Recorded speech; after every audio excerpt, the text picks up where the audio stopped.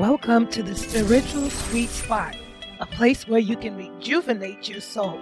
Hosted by author M.B. Mosley. This is a safe space for all.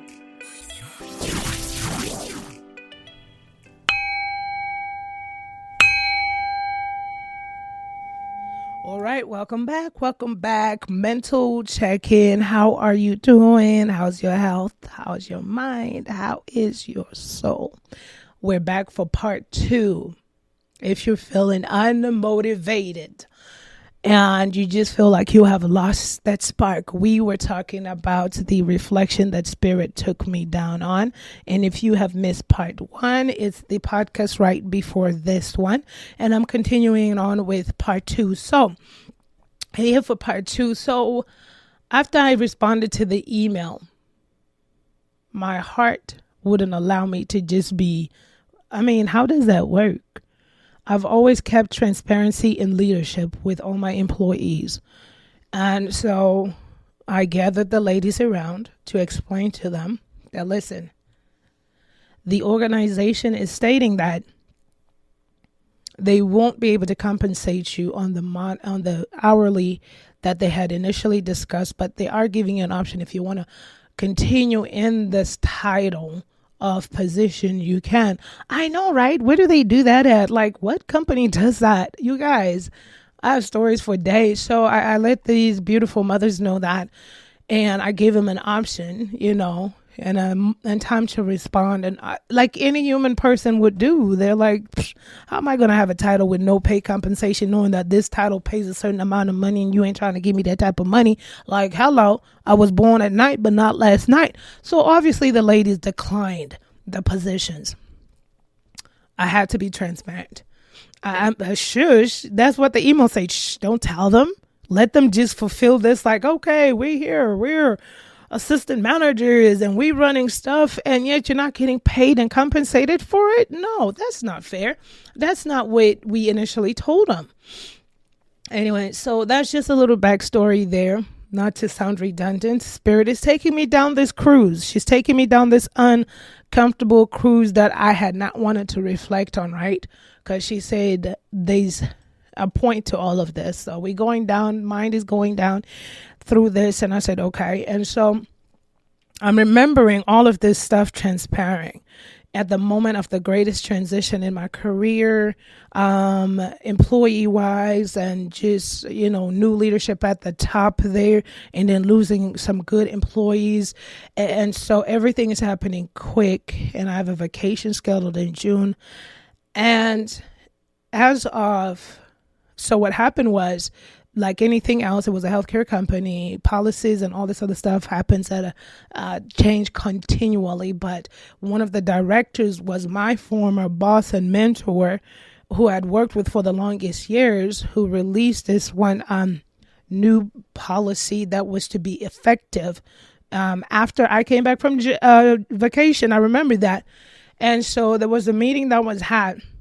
The co-CEO's brother called me, and I'd read before that meeting had happened on that level, we had read the policies that were going to be in effect after June the 1st. This was about mid-May.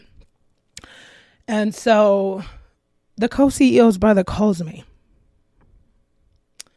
pick up my phone, and he says, yeah, I just left the meeting that I was in, and check your inbox. And I'm thinking, this is weird, because in my mind, I'm like, you might as well just tell me what's going on. So I said, okay, I'll be home, in like 30 minutes or so. And we were carpooling with the coworkers and so forth. So obviously, I didn't want to go into depth and didn't want to ask too much, but I just said, what's going on? And he was like, yeah, just when you get home, just check your inbox. And I thought, okay, that's weird. Run home, rush home, crank up the computer, go check my corporate email account. And this man has given me a write-up. Oh, if I'm lying, I'm dying, right? Spirit is taking me down this uncomfortable road. And so I'm reading this. Mind you, the 15 years that I'd been here, I had done all of this. I knew the handbook front to back. I was very well versed with how write-ups, which is the disciplinary actions in some organizations, I knew how those worked. You do a one-on-one with a person, you talk to them in person, let them know what's going on. That's the first step. There was 3 stages. The fourth was termination. I mean, this wasn't my first rodeo to understanding this type of paperwork. So when I see an attachment in my inbox with my name in it, I'm utterly confused and discombobulated and perplexed at the same time. Like, oh no, memories never had a negative mark. All my reviews have been top performance, no brag, no cap. Like the kids say, no cap. And so, I mean, you guys, I'm a overachiever and a perfectionist. Okay. So anyways, I'm learning. Okay. So I'm like, what? Never ever has this ever happened. So I'm confused. Never had a conversation. I just see this attachment. So like with anything in the corporation, you can reach out to ask questions with anybody. My employees could reach out on my work mobile to ask me any questions or emails within work hours. And so, or in person, whatever the case was, like, hey, ma'am, I have a question. Can we have a meeting? Can I talk to you? I need to find out about this, whatever, right? So I asked my co-CEO's brother, who was my boss at that time, and I was like, send him an email, say, hey, I'm not understanding this. I'm really confused. Because it's not explaining why. And then check this out. The disciplinary action, right? There's 4 steps for this organization. There's 1, 2, 3, 4. The first was verbal, where you sit down with the employee one-on-one. You talk to them verbally about what's going on. The second one is then a written one. But even with the verbal one, it's still documentation. The employee signs, I sign. The second one is now what we consider a written documentation. You talk to the employee. They sign, I sign both times. Do you have any questions? You answer all the questions. You go over through the company's protocols and blah, blah, blah, blah. You let them know what happened there. And then the third part is when you're like, look, we've told you twice. This is the third one. Okay. You tell them again what happened, again, according to the handbook and the protocols and so forth. I sign, they sign, we answer any questions they have, but advise that this third one means that if anything happens for the 4th time, it's no longer a chance. The 4th is just termination. It's a conversation of talking about terminating the candidate. Told you I was well versed with these, but now, so check this out. When I got that one, it was when I saw the attachment, it was in the 3rd. It was a disciplinary action with the 3rd written warning for the disciplinary measure. Now, listen, this is the way the things work. Okay. There's no way you can finesse. Like I could have never finessed when I did disciplinary actions.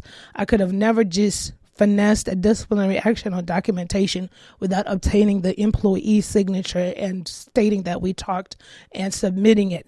So therefore, I would have known in 15 years if I had a disciplinary action in the 1st, the 2nd to lead to the 3rd. Answering anybody's question, meaning I never had any disciplinary actions on file. Because you have to discuss with the employee and the employee has to sign off and understand one-on-one with whoever the leadership is that's writing this disciplinary action. So obviously, like anything else, you can contest your disciplinary actions. And so therefore, I'm confused. The co-CEO's brother doesn't have a leadership background, got the position because he's the co-CEO's brother, but nobody had no grievances with that, right? But anyways, and I didn't. I respected him the same way as I did the other execs that I worked up under that were phenomenal, never had any issues, had great working relationships with them. Like I said, as a person that had a region, 2 states, Missouri and Illinois, I actually was going to their states to help them with whatever they had. Anyways, so let's go in further. Spirit is, because I listen, when all this stuff happened, I kind of put a door and try to move on, but that's not how you process things, right? So anyway, so here goes Spirit. We're going down this reflection memory lane. Remember, you could go on vacation there, but don't stay there. So now I'm curious. So I'm like, all right, what's going on here?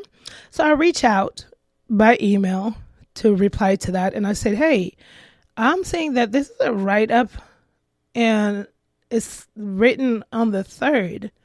I've never had a first, second, or third. And secondly, because I was confused. I was like, what's the issue? What's going on? Right. Then he responded via email that the issue, all documentation, remember that if you're in leadership, do emails, receipts. And so he said that because the policy was not followed through, but understand that the policy was to be enacted after June the 1st. We were still in May, and understand that the policy wasn't affecting leadership. It was affecting employees. If anything it's blah, blah, blah. There was fine language in there. So none of that was making sense. And so I'm confused because he's giving me a one-word answer, and being the overachiever that I am, never have a record. I'm just like needing somebody to explain this to me. So obviously we have an HR department, because he's giving me a one-word answer. He says the policy, and I respond back with an attachment of the policy. It's to be, the policy starts after June the 1st. We were in May, and even after June the 1st, but it didn't have leadership on there. It just stated the employees in certain positions, which didn't even include my position. And, and this was coming from the director of the lab. I was not a phlebotomist or a lab technician. That's not, anyways. So obviously I'm not really getting communication from this co-CEO's brother. So I do take the thread and I do forward it to the manager of HR just to get further understanding. This is the human resources. Say, hey, I'm seeing all of this in here. There is attached to a disciplinary action that's written in the 3rd, and I'm kind of confused. I'm just seeking clarification. And let me teach you a little thing about leadership. So you leave all the personal stuff to the side, or just about any job. Forget leadership. Leave all your little personal feelings to the side or whatever, because in my mind I was a little bit confused or whatever. But when you write them emails, you better write them stellar, award-winning, bestseller emails that you can write, okay? And have the sweetest and most perfect, kindest tone, okay? And that's me all the time in emails. And I said, hey, just for clarification, I would like to learn from this disciplinary action. And so in order for me to learn from this disciplinary action, I'm just a little bit confused because it's written in the 3rd, and I've never had the 1st, 2nd, or 3rd. And I really want to know how I could improve on this and how I could produce a better performance. That's all BS, right? BS. But look, I'm trying to get answers. And so I'm just seeking clarification. Real sweet. Send it. That was literally, got those receipts, y'all. And so, because I'm just wanting an answer like, fam, what's going on in the 3rd? Me? Not the Dalai Lama herself. And I'm just kidding. And so, I'm not perfect. And so, I wait. The HR manager, obviously, I put a read receipt on there, y'all. Read receipts on emails. Y'all have read this, right? So this co-CEO's brother doesn't really know how to work the finesse of the email situation, right? Friend, this is a whole email thread. Like, he put in the email inbox, because I copied it to HR. Oh, now she's mad. If y'all read, I just literally kind of summarize how the email went, because I know about tonality and all this other stuff. I've lived it 15 years of my life. Please. And so I'm like, wait, what? I'm not even mad. I'm just wanting clarification because nobody's telling me, how did we end up in the 3rd? I'm well versed in this. Look, I'm flipping through the handbook. Dip the finger in the tongue and flip it through. Did we change something in the handbook and the protocols and policies and the standards of procedures and the operating procedures? And I'm not seeing anything. So, all right. So now I'm just like, okay, it's been read. It's been a couple of days. Kind of try to chime back and check in once again, learn all kindness. Hey, it's just me, and I'm just following up on the email that I sent and just seeking questions. I really understand that you're busy. Thank you in advance for taking out the time to assist me with this. Send it. Silence. Red again. So I'm like, and then we about to go, time is flying and my vacation is scheduled for June the 1st. So like right at the end of May, I'll be, going on vacation. So I'm like, I need to resolve this. I'm not hearing back from corporate. So I said, you know what? I'm going to CC my mentor, who's a director, and I'm going to CC the VP of HR. I just need a response. The thread. Transparency has always been my thing. Just looking for answers. I'm just a girl looking for answers. Once again, hey, I know I'm sorry to bother you again. And I know it's a third email. And I was just really seeking information just to see how I could grow and be a better asset to your company. And I just wanted to know, according to the email thread and the disciplinary action, I just needed somebody to explain to me what I need to do to improve, and to also just explain to me about the third disciplinary action, blah, blah, blah, blah, blah, blah, blah, blah, blah. Okay, boom, done, send.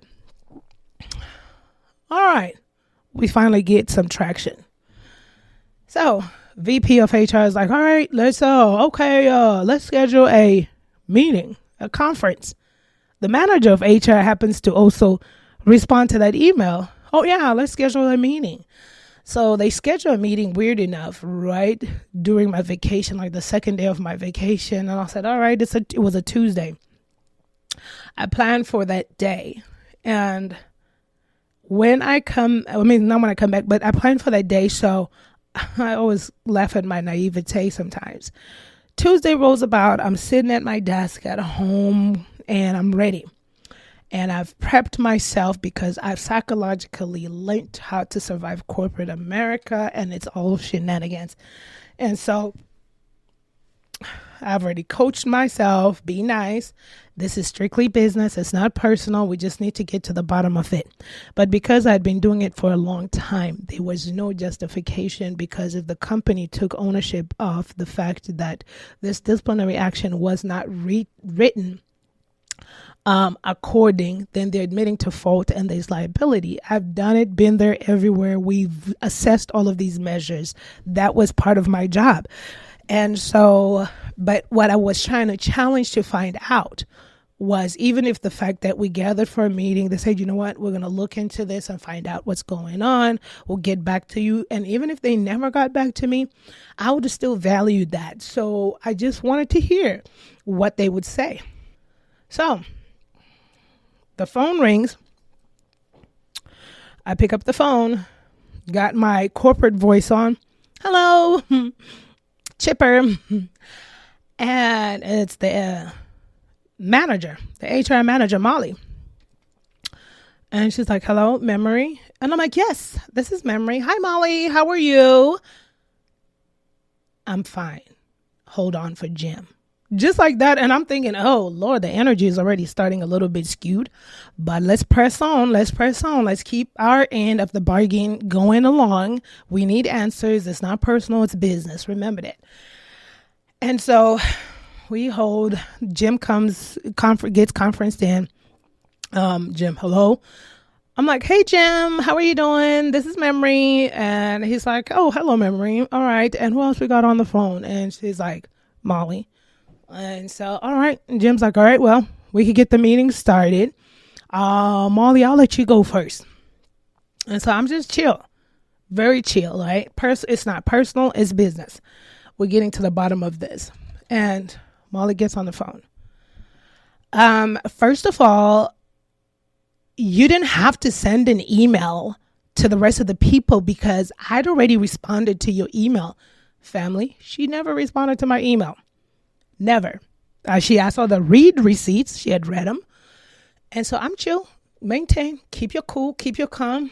And I said, oh, I didn't even say anything because in my mind, I'm saying, let them talk. Because one, for me, I'm not ever, in the whole entire time I worked corporate America, 15 years, race has got nothing to do with it. But I just was not going to come off as the angry Black woman because I knew that sometimes people want to see that. And I was never going to give that satisfaction. So I'm quiet, chill. Take a chill pill. And then she's like, and secondly, Oh yeah. So when we organized the meeting, I read up on the laws in my state because now I'm just curious to test their integrity because you've written me up. My boss has written me up in the third. So can I see my employee folder to see where 1 and 2 are? Because in my mind, I knew there wasn't 1 and 2 because you have to be physically present as an employee to sign 1 and 2 and be talked to about it. And nobody has ever given me that. My reviews had always been stellar. Never had an issue with anybody in this corporation. And then she goes, secondly, we don't have to give you your employee folder. All attitude. So now I'm shocked. Like, oh my gosh. Because in my mind, I'm thinking we're coming into this business conference meeting with adults. And I'm thinking, ooh, sassy, And I said, that's fine. Because then you got to think quick. I said, okay, no, that's fine. I was just testing to see the transparency of the company. It does state in the laws, and I mentioned of my state that it is an option for the employer to provide the employee with a copy of the employee folder. So I just thought maybe that the company would have at least afforded me that after all these years that I've worked for them. But it's okay. I understand. Thank you, though. Kill them with kindness. And so we get past that. And then here goes Jim, vice president of HR. If I'm lying, I'm dying. Jim goes, all right. So listen, ever since I was in leadership, I always cross-reference. This is also a lesson for people in leadership. Yes, this message is going to come full throttle. Work with me. Me and Spirit had to go down this. This was a little of my healing part, my therapy here. So work with me now. And this is a part I'd never really just sat back on and work with me. And so he goes. So here we go. So in leadership, everything that I did, I always went up to the next leadership. I would play the game by the protocols.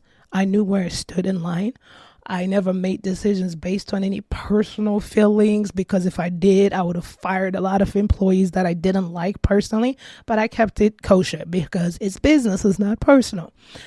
And so everything I did, I always checked up. So we had an employee, this is a medical industry, medical company. And so we had an employee falsify 2 patient charts.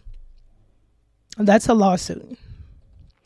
What happened was another employee, you guys, there is so much drama at the, do I miss it? No. Because let me tell you something, when people don't like you at their job, they're going to make sure they bring you down, right? And every single time I hired people, I told them, just play by the books, read the standards and procedures, understand why you're here, read the protocols, do your job, we good. Okay, nobody wakes up wanting to come and do a disciplinary action or have, I'm going to make somebody's day a living, HE double hockey sticks. But I didn't have that energy. But I realized something. So I'm minding my own business. An employee comes, brings it to my attention. It's been reported now to me that Alicia is taking measurements without the instruments. I don't know what was going on with this employee. If laziness was a person, I'm not sure. And I'm like, what do you mean? She said she packed everything away. I was like, wait, what?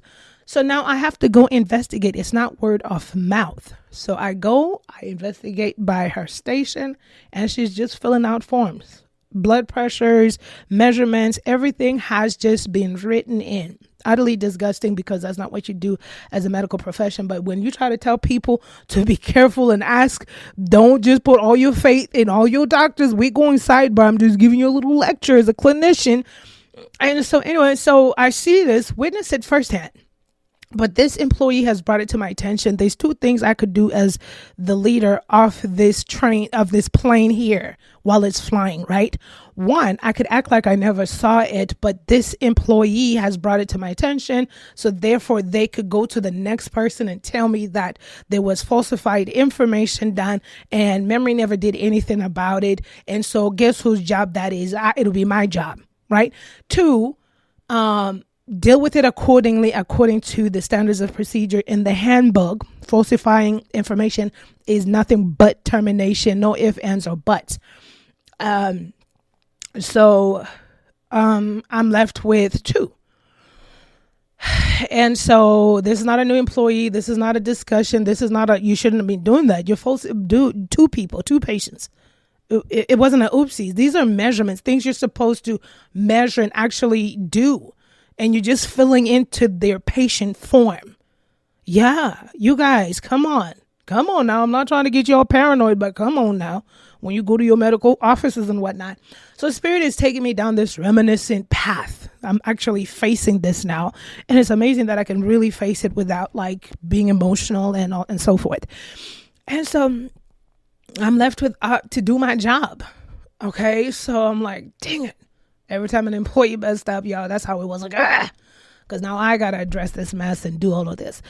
All right. So I call my boss, like I always do. It's not my company. I just work there and I abide by the protocols and policies. And I say, hey, Tom, this is a situation that happened today. I witnessed Alicia filling in the patient's forms measurements without the measurements being taken. And this was brought to my attention by Holly. And so how would you like me to proceed? That was always my question. I knew what the next steps were according to the operating standards of procedure. But I've always been respectful of my leadership. I said, what would you like me to do? He's my boss. And he said, what? And I explained again. And he said, no. We had the same thing happen with a person in Tennessee. So what I need you to do is document it, term her. Term means terminate.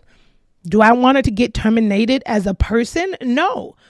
But this has been brought to my attention and I have a job. And I used to always tell employees this at freaking orientation. Don't put me in these uncomfortable positions to be the one to do all of these. That's why I try to overfill them with old policies, protocols, and everything. But anyways, so not only did I talk to my boss, I called the clinical department and talked to the clinical manager there. That's 2 people. Lori. Just to let you know that I talked to Tom, and this is the situation that happened today, and I go down that line. Laurie says, oh, no, because Laurie never liked Alicia low key. I'm not slow. And she goes, oh, no. And it's not even just because she didn't like her. Alicia falsified patient information. That type of person does not deserve to be in the medical industry at all. At all. But amazing enough, she got a degree in nursing. Good luck, people. Good luck. But so Lori goes, oh, no. Term her. 2 people. Different departments, but my boss and the clinical. So I said, all right, draft up the termination paperwork and everything like that. Let her know, hey, sorry, but we cannot continue. Give her the spew, blase, blase, blase. That's done. I send an email scan copy to Tom and then Lori, always to my boss to show them so they could put in their file as well. I have documentation in my file. And so we move. So now we go back to the phone conference. I didn't forget about that. We go back to the phone conference and that's going to be part 3. Hang in there. Work with me, guys. You're going to get real good testimony after this. Trust me, it's going to help somebody. While we move on to part 3, I have a question for you to reflect on. When was the last time your integrity or you doing the right thing or perhaps sticking up for the right thing ever cost you your livelihood, your career, your status, or people came against you because you stood up for someone that maybe they were ridiculing, but they were wrong for that, or you were in a situation where your moral ethics and your faith ethics just would not allow for you to watch someone be treated or mistreated poorly. When has that ever come back to bite you in the tush or face retaliation? Think about that.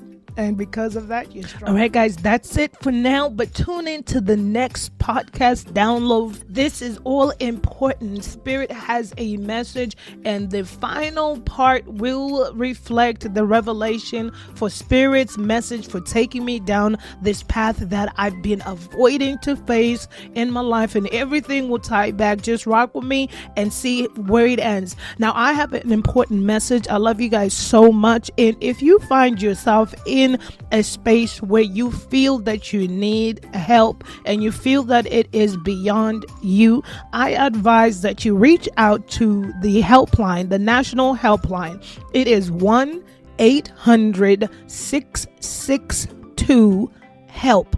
That is 1-800-662-HELP.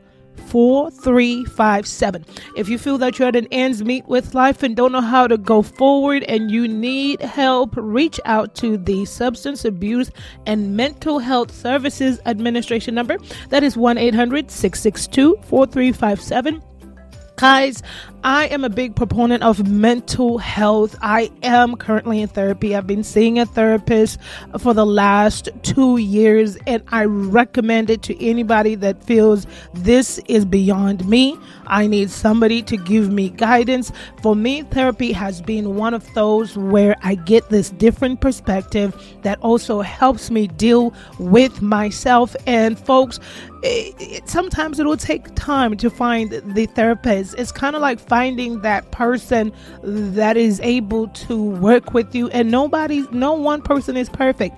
It took me two therapists to find the third therapist that was well versed in narcissism and childhood traumas, and that is exactly what I needed. I needed the healing proponent to work issues out from my childhood. So guys, don't be afraid to reach out for help, and the national helpline is 800-662-4357. I love you, and tune in for the download for the part. And let's keep this going, because there is a strong message for that individual that's sitting there unmotivated, feeling like you've lost your spark. Perhaps you've walked away from that career and you were not yet ready because of all this wahala that's going on in the world today. Honey, I'm here to tell you that there is hope. I'm here too. I'm still sitting and I'm still standing. So tune in for that next podcast. I love you guys so much.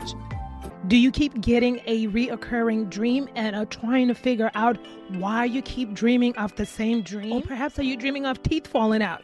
Or have you ever had a dream where you were naked, and perhaps even naked in public? OMG, how embarrassing. Or perhaps you don't remember your dreams when you wake up. Well, check it out. Join us at the Dream Decoding podcast, where I teach you on how to train yourself to have a memory recall, and or I teach you on how to understand your dreams as it pertains to your current waking life. The importance of understanding the symbols and messages that we get in our dream realm is because sometimes these messages are coming to give us a good word and or to help us along the path. So don't miss out. Join us at the Dream Decoding podcast with your host, Memory.